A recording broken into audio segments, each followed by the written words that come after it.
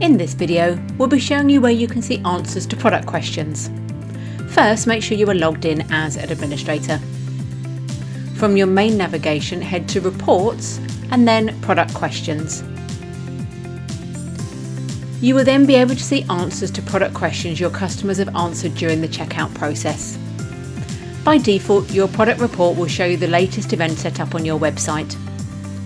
To select a different event, click Select Event, then choose the year, and then the event from the drop-down menu.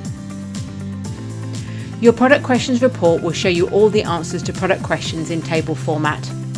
The default view is that all answers are shown in horizontal format, so if there are many product questions, then the questions will continue to extend columns in the table.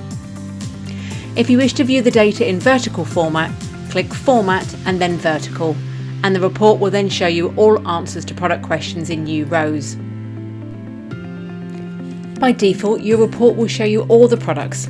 This may cause a problem if your products have different questions, as the report will not be able to show all question answers to all products. To filter the report so you only see questions and answers for an individual product, click Product and then the name of your product. The standard export options apply to your product questions report, allowing you to export to Excel, PDF, or copy the data in tabular format to another program. And that's it, you can now successfully see answers to product questions.